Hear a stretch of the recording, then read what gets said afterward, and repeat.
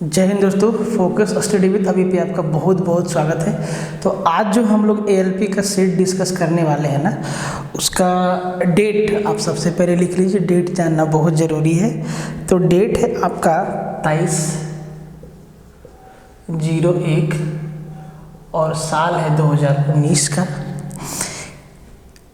CBT 2 और ये है फर्स्ट शिफ्ट का पहला शिफ्ट का सवाल।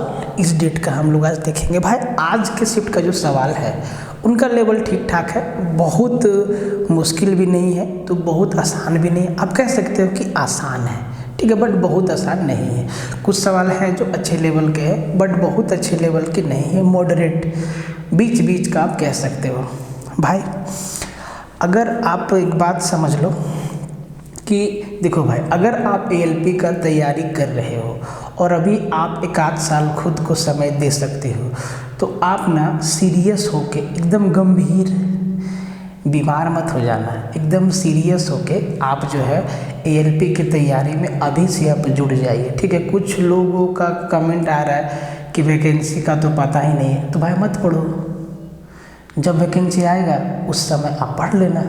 एग्ज़ाम देने से 2 दिन पहले आप पढ़ लेना बढ़िया से, ठीक है। तो उनके लिए मेरा सलाह यही है कि भाई जिनको नहीं पढ़ना है वो आप ना अभी से कोई काम धंधा स्टार्ट कर दो। कहीं ना कहीं से पैसा आपको चाहिए जीवन चलाने के लिए, ठीक है। और अगर आपका पैसा है कि नहीं, चाहे जो भी हो जाएगा, एएलपी में ही हमको जाना है या रेलवे में ही जाना है या किसी भी सेक्टर में जाना है, तो कोई भी सेक्टर थोड़ा समय मांगता है।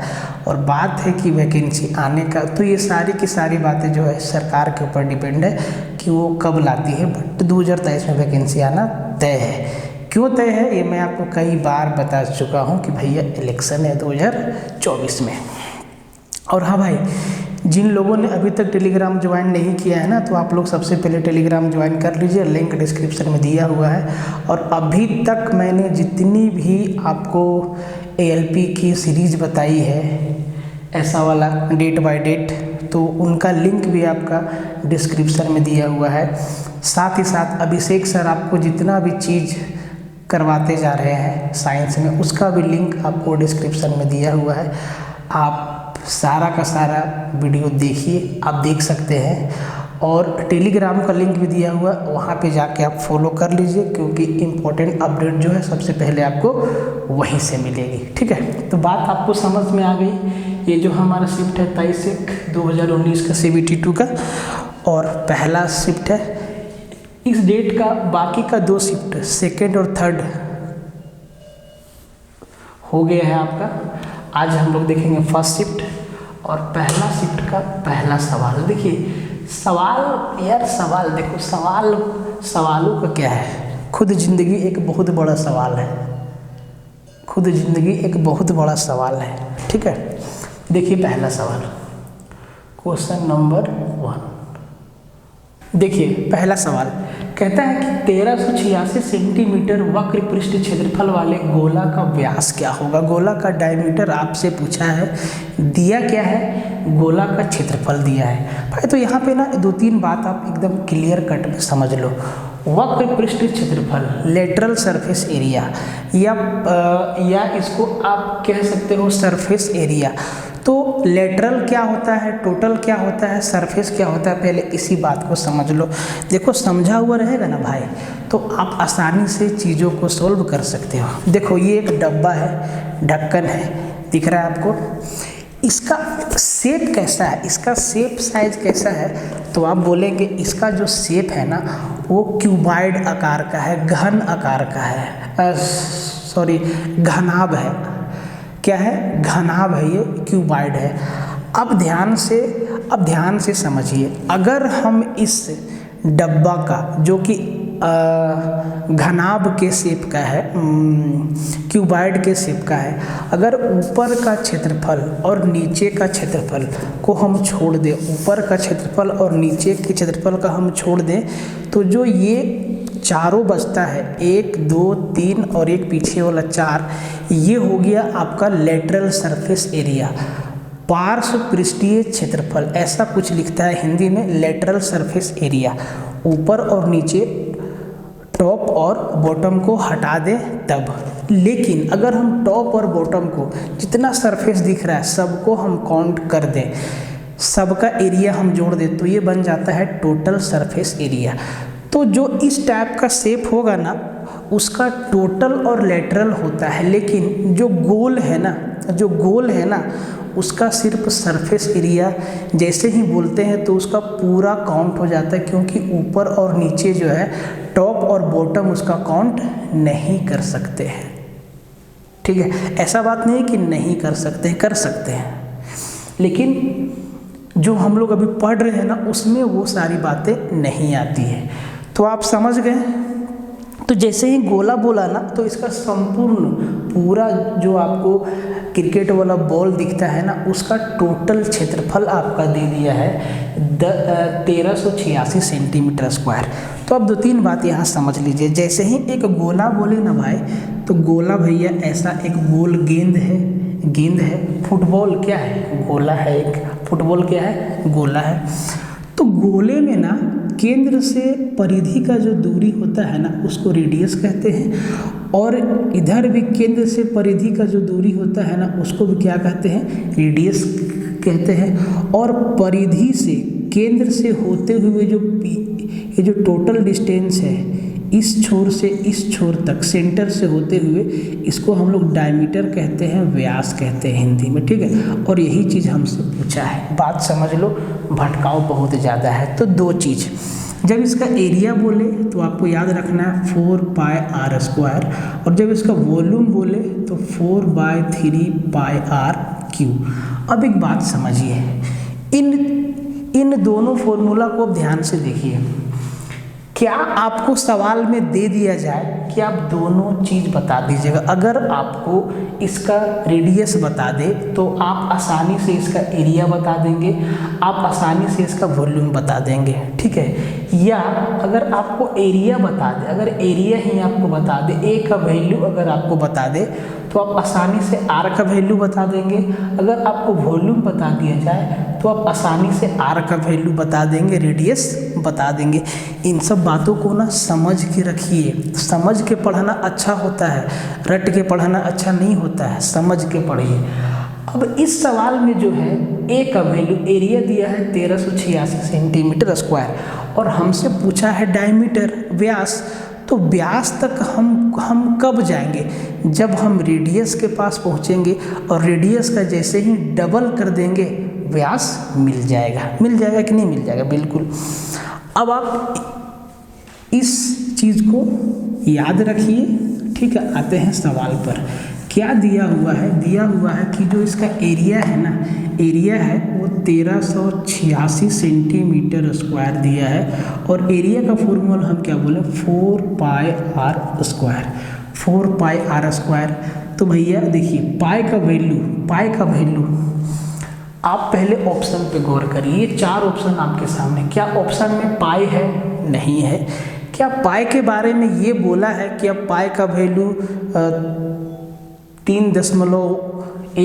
क्या कहीं ना ऐसा लिखा होता पाई = 3.14 काउंट करिए?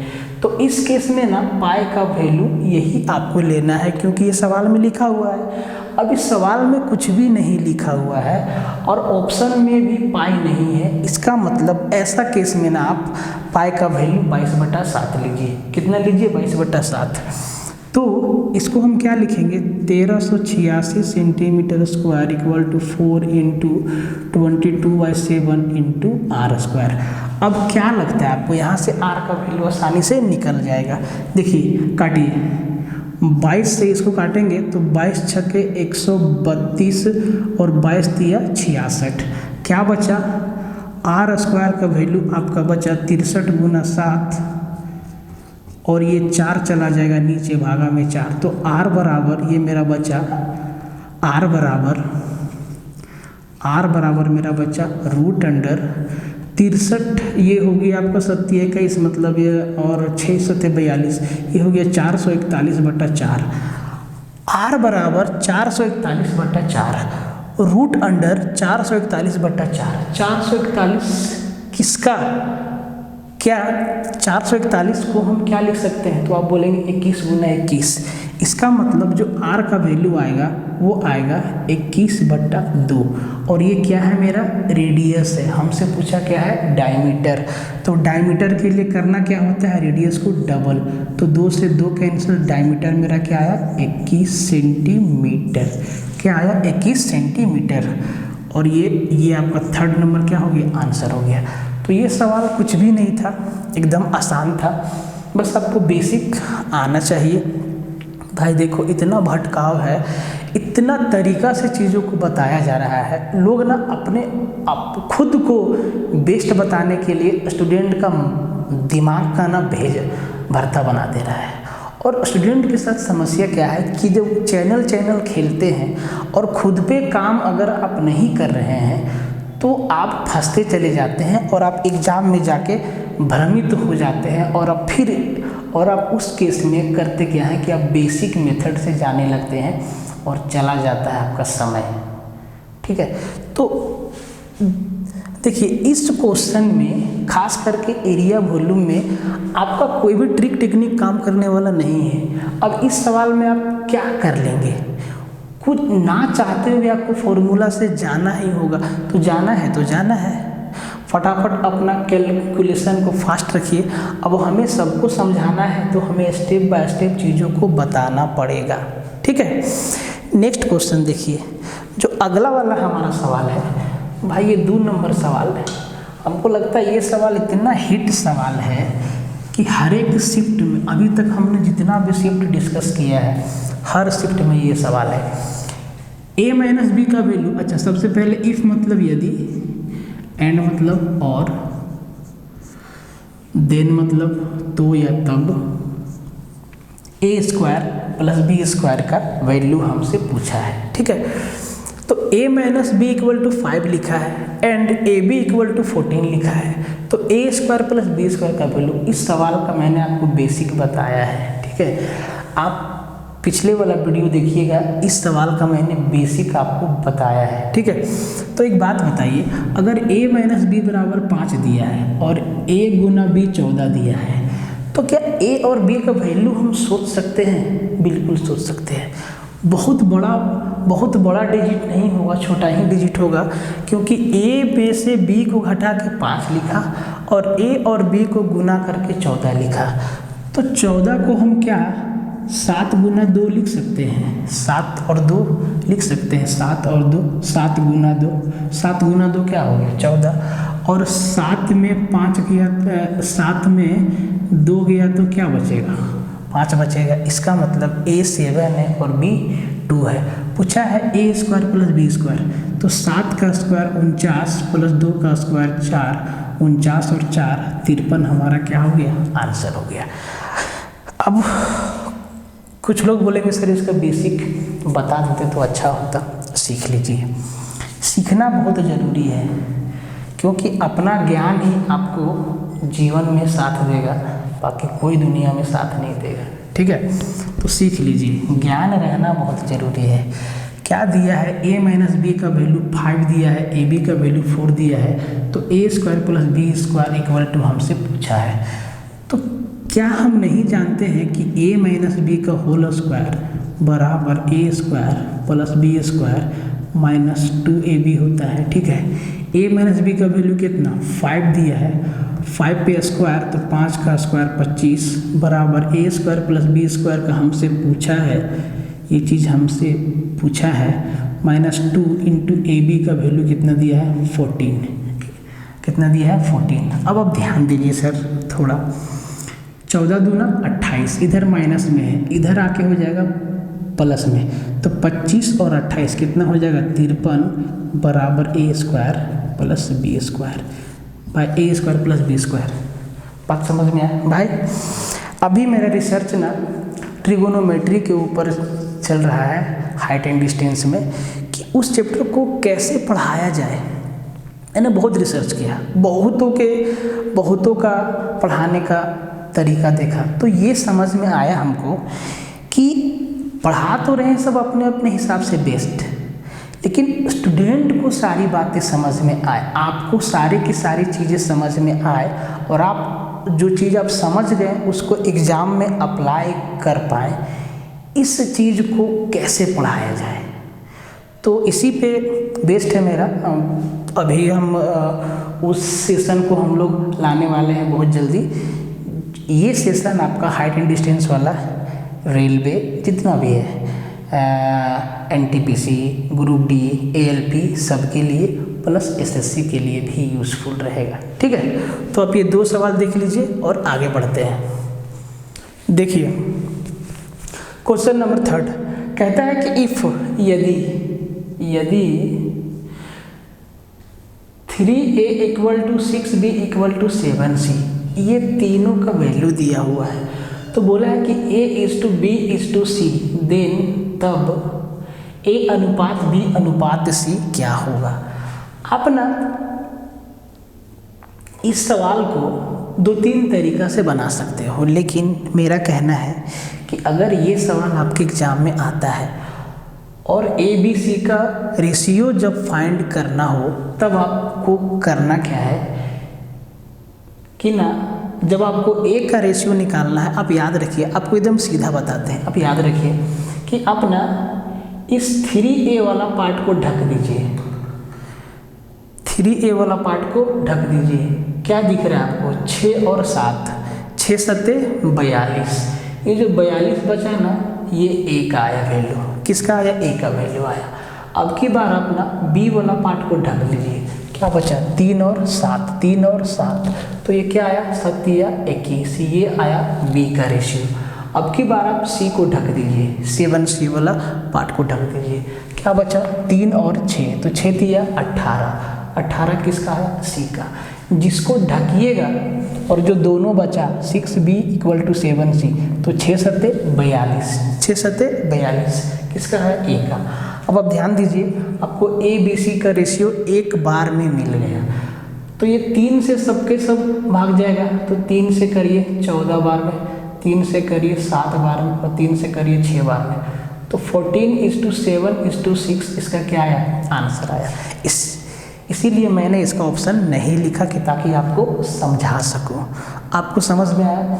अगर आपको A अनुपात का वैल्यू निकालना है, तो जो A के साथ है उसको ढक दीजिए और बाकी जो आपको 2 डिजिट दिखता है उसको मल्टीप्लाई कर दीजिए। ठीक है, अगर आपको B का वैल्यू चाहिए तो B वाला पार्ट को आप ढक दीजिए, बाकी जो आपको A और C के साथ दिखता है इन दोनों को मल्टीप्लाई कर दीजिए। ठीक है, तो इससे आपका ABC का ऐसे करके डायरेक्ट आपको रेशियो मिल जाएगा। क्वेश्चन नंबर 4 देखिए, टाइम एंड वर्क का है। कहता है कि A जो है A अकेले एक काम को 35 दिन में कर सकता है और B जो है 14 दिन में कर सकता है। अकेले की बात है। दे वर्क फॉर 5 डेज, वो लोग 5 दिन तक साथ में काम करते हैं। फाइंड द रिमेनिंग वर्क, 5 दिन काम करने के बाद कितना काम बचा, वो आपसे पूछा है। तो भाई एकदम आसान है, एकदम हलवा है, पेड़ा है, गुलाब जामुन है, रसगुल्ला है कि नहीं? देखिए ध्यान से, तो आप इसको ऐसे बनाइए, ये हमारा A है और ये हमारा B है। A जो है काम को 35 डेज ना, A जो है 35 डेज और B जो है 14 डेज में काम को कर सकता है। तो जी 35 और 14 का एलसीएम कितना होगा? आप कहेंगे सर 35 और 14, 35 और 14 का एलसीएम कहाँ होगा? 70। 70 रोटी खाना है या 70 समोसा खाना है। तो A जो है 35 दिन लेता है 70 समोसा खाने में, तो हर दिन कितना खाता है? 2 खाता है। B जो है 14 दिन लेता है 70 समोसा खाने में, तो हर दिन कितना खाता है? 14 × 5 = 70, 5 खाता है। अब ये दोनों मिलके देखिए, ये दोनों का अलग अलग क्षमता है। A का क्षमता 2 है और B का क्षमता 5 है। A का क्षमता है हर दिन 2 समोसा खाने का, तो B का क्षमता है हर दिन 5 समोसा खाने का। अब दोनों मिल के काम करता है 5 दिन तक, तो जब ये दोनों मिल जाएगा तो हर दिन कितना समोसा खाएगा? आप बोलेंगे 5 और 2 7 समोसा खाएगा। अगर 7 समोसा एक दिन में खाएगा तो 5 दिन में कितना खाएगा? 35 समोसा। कितना खाएगा? 35 समोसा।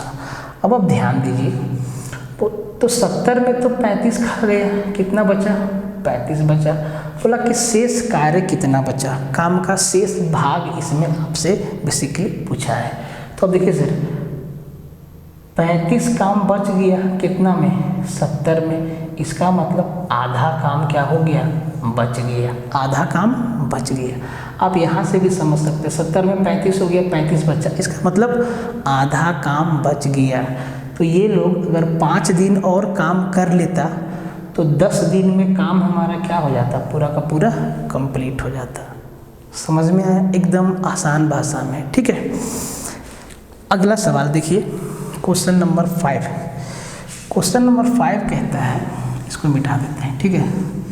क्वेश्चन नंबर 5 आपका कहता है कि find the area of equilateral triangle. समबाहु त्रिभुज का क्षेत्रफल पूछा है जिसका प्रत्येक भुजा कितना है, 8 सेंटीमीटर है। तो हम तो इसको आसानी से निकाल सकते हैं, लेकिन कुछ बातें आपको समझाना है। जैसे समबाहु त्रिभुज बोले, इसका मतलब ऐसा त्रिभुज जिसका तीनों साइड बराबर हो, ए है, ए है, ए है। और जब इसका क्षेत्रफल बोले ना, एरिया बोले, तो आपको याद रखना है √3/4a²। जब इसका ऊंचाई बोले ना, इसका हाइट भी यहाँ से पूछ सकता है, ऊंचाई h। जब आपसे h बोले ना तो √3/2a क्या होता है, इसका हाइट होता है। और जब इसका क्या बोलते हैं इसको, परिधि बोले या पेरीमीटर बोले, तो तीनों साइड के लेंथ को जोड़ दीजिए, a + a + a क्या हो जाएगा, 3a क्या होगा इसका पेरीमीटर, क्या होगा इसका पेरीमीटर। पूछा क्या है, एरिया, और a का वैल्यू कितना दिया है, 8। a का वैल्यू कितना है, 8। a का वैल्यू कितना है, 8। इस सवाल के लिए आपको एग्जाम में फिगर बनाने की आवश्यकता बिल्कुल नहीं थी, लेकिन समझाना है, समझ लीजिए हर एक बात, कि ऐसे आगे के सवाल में आपको दिक्कत ना हो, तो आप इस चीज़ को समझ लीजिए अभी, ठीक है। तो जी एरिया क्या होता है, एरिया बराबर √3/4 × a², और a का वैल्यू क्या, 8, मतलब 8 × 8, तो ये हो जाएगा 4 दूना 8, और ये 8 दूना 16 √3 और सेंटीमीटर स्क्वायर, क्या हो जाएगा 16 √3 सेंटीमीटर स्क्वायर। ये बात आपको समझ में आया। इंग्लिश वाला में लिखा है इन सेंटीमीटर स्क्वायर। देखिए जब साइड दिया है सेंटीमीटर में, तो क्षेत्रफल क्या आएगा, सेंटीमीटर स्क्वायर में। क्यों, क्योंकि यहाँ पे 8 सेंटीमीटर गुना 8 सेंटीमीटर है, तो सेंटीमीटर गुना सेंटीमीटर कितना होगा, सेंटीमीटर स्क्वायर होगा। तो यूनिट में भी आपको नहीं फंसना है, यूनिट में भी आपको नहीं फंसना है, आपको फंसाएगा ऐसे, आपको फंसाएगा ऐसे। देखिए इन दोनों ऑप्शन को हम मिटा देते हैं, ठीक है। आपको ऐसे फंसाएगा 16 √3 सेंटीमीटर स्क्वायर और 16 √3 सेंटीमीटर। अब एग्जाम में आपके ऊपर रहेगा प्रेशर, आप ठोक देंगे 16 √3 सेंटीमीटर, हो जाएगा गलत, ठीक है। बात समझ में आया।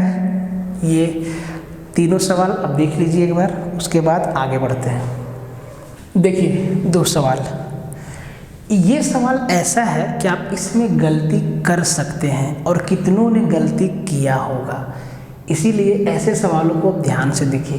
कहता है कि 0.1 का स्क्वायर माइनस 0.025 का स्क्वायर डिवाइड बाय 0.1 माइनस 0.025। अब आप इस सवाल को बोलेंगे सर इसको ना 0.1 का स्क्वायर लिख लेंगे और फिर 0.025 का स्क्वायर लिख लेंगे और सोल्व करके आंसर बता देंगे। नहीं, ध्यान से देखिए ऐसे सवालों को ध्यान से देखिए। ऐसे सवालों को करने के लिए आपको इस फॉर्मूला का यूज करना होगा। क्या आपको ये चीज़ मालूम है कि a² माइनस b² बराबर a plus b into a minus b होता है।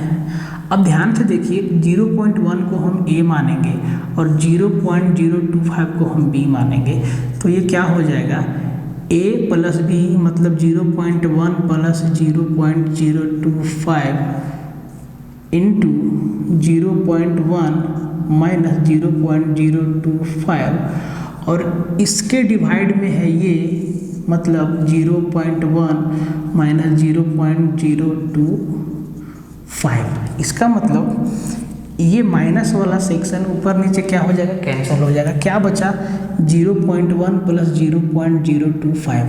अब जिनको पॉइंट का जोड़ नहीं आता है, बिंदु वाला जोड़ नहीं आता है, वो समझिए कि ऐसे जोड़ को जोड़ते समय बिंदु को सीधा रखिएगा।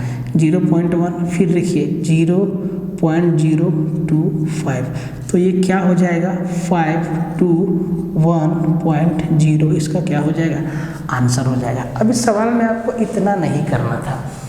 जब आपको ये चीज़ मालूम रहता है, ये फॉर्मूला मालूम है, ठीक है, कि ए स्क्वायर प्लस बी स्क्वायर का वैल्यू ए प्लस बी इंटू ए माइनस बी दिया है, और फिर इसके डिवाइड में ए माइनस बी है, इसका मतलब ए माइनस बी वाला पोर्शन क्या हो जाएगा, कैंसिल हो जाएगा। क्या बचेगा, ए प्लस बी। सिंपली आपको इन दोनों को जोड़ देना था, सिंपली आपको इन दोनों को जोड़ देना था।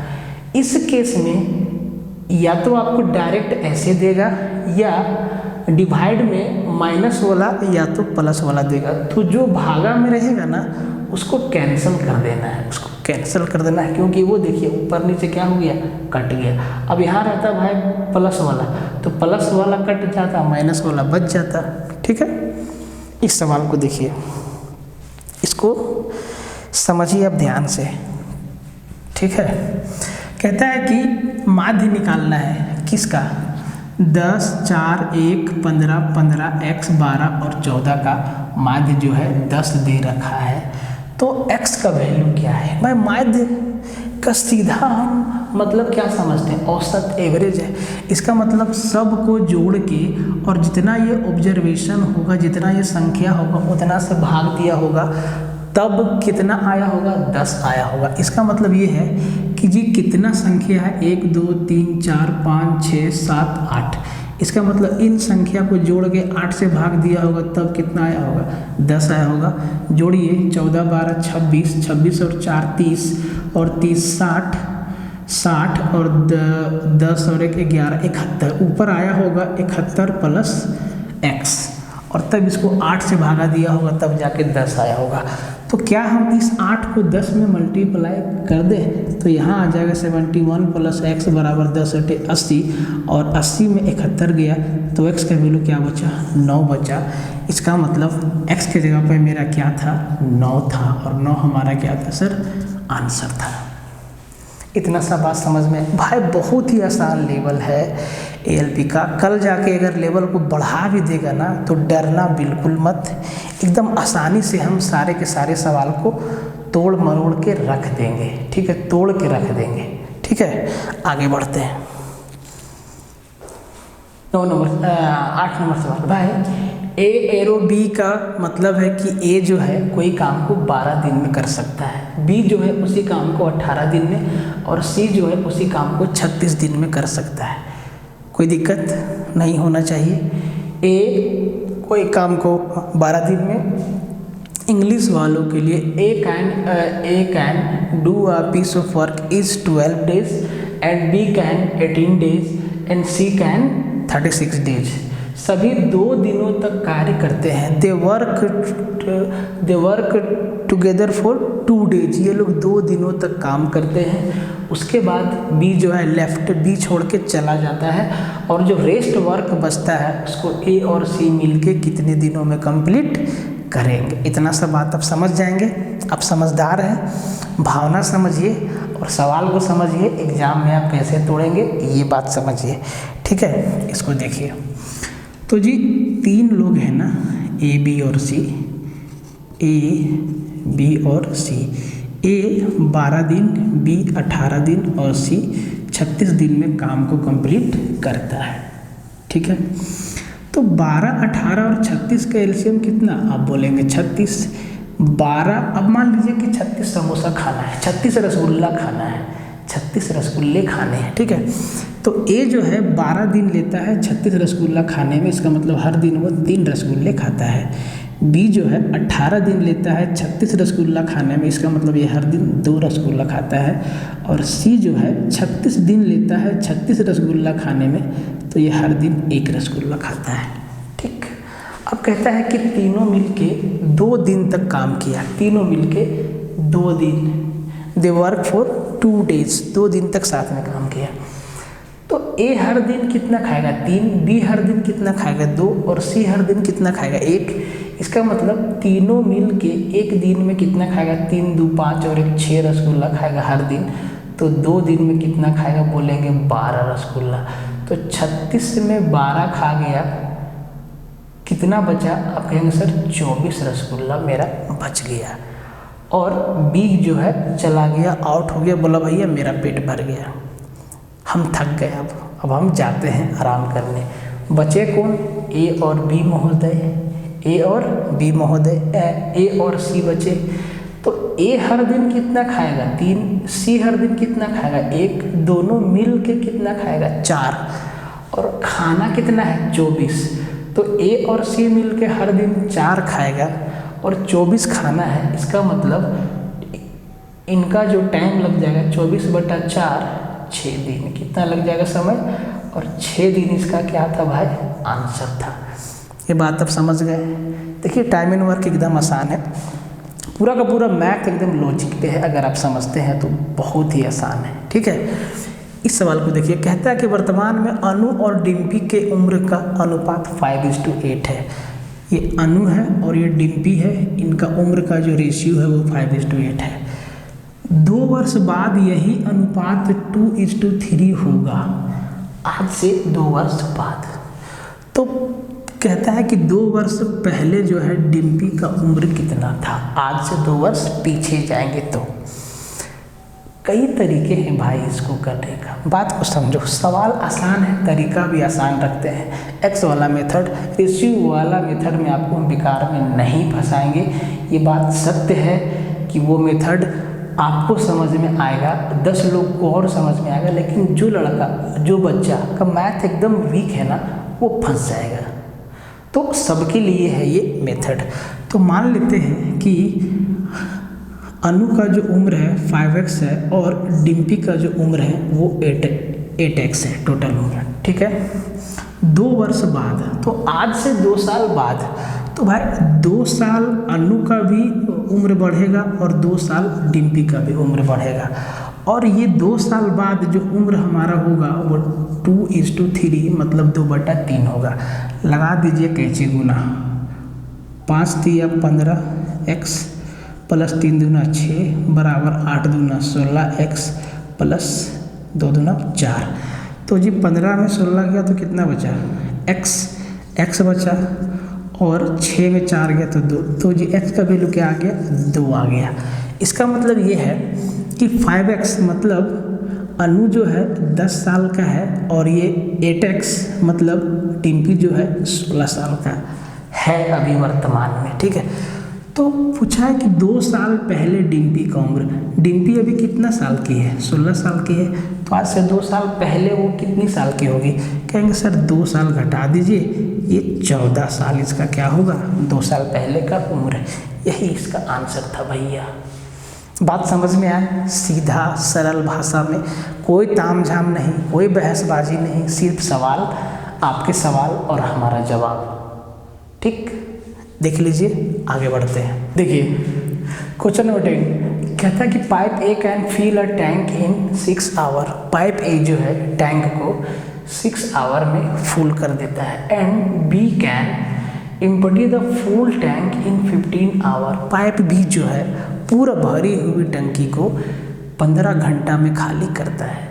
तो बोला है कि इफ़ दे स्टार्टेड टुगेदर, अगर दोनों को साथ में खोल दे तो टंकी कितनी घंटों में भर जाएगी? Time and work pipe and system का सवाल है, एकदम आसान सवाल है, आप समझिए इसको।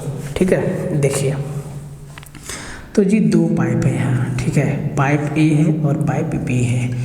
ए जो है टंकी को भरती है और बी जो है खाली करती है।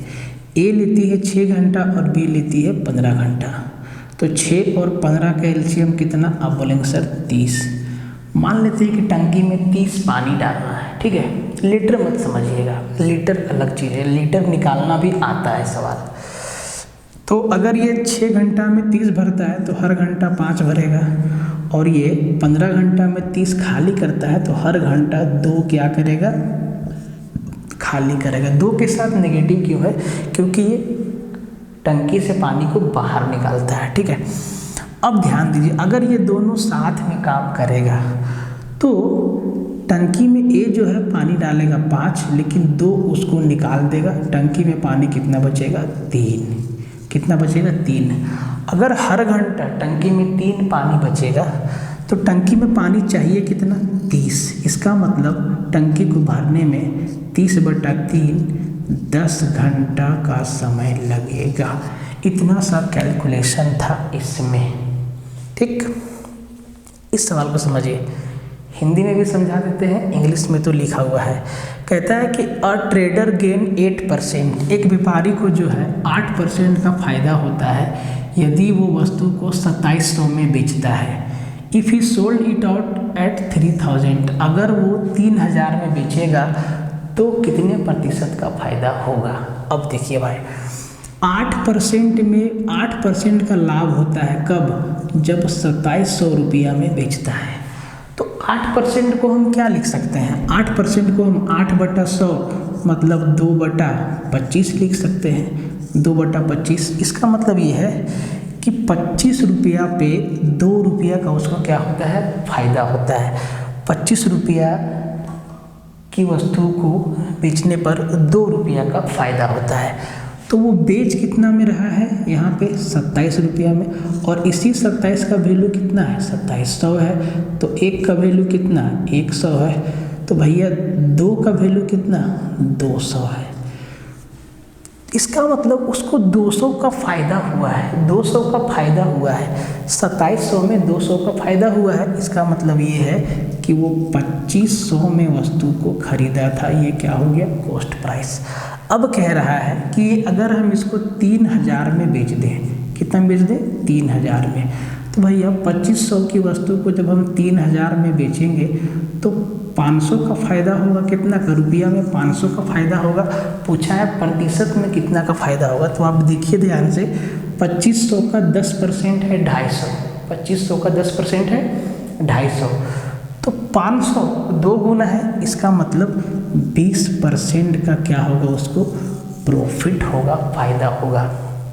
तो भाई ये था कुछ आज के अच्छे सवाल, 10 से 11 12 जो भी हुए इस शिफ्ट में। इतना ही सवाल था जो थोड़ा अच्छा आप कह सकते हैं। बाकी के सवाल 4-5 सवाल आपके DI के हैं, 2-3 सवाल आपका फिजिक्स का डाल दिया है, मैथ वाला, तो वो तो गया।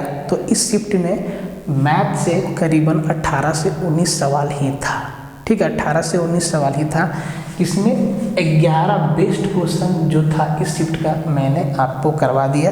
बाकी वो टावर वाला DI था वो मैंने छोड़ दिया है, आप उसको कर सकते हैं सेट में जाके आसानी से। यहाँ पे DI बनाना थोड़ा मुश्किल है। तो ये आज का सेशन आपको कैसा लगा, आप ज़रूर कमेंट में लिखिए। प्यार मोहब्बत इसकी जो भी बातें हैं आप लिखिए, कमी क्या है, आप चाहते क्या है, ठीक है। मिलते हैं फिर हम लोग नेक्स्ट सेशन में, ठीक है। नेक्स्ट सेशन में हम लोग देखते हैं, अब की बार CBT 1 का सवाल उठाएंगे ज़्यादा से ज़्यादा, ठीक है। तब तक के लिए जय हिंद।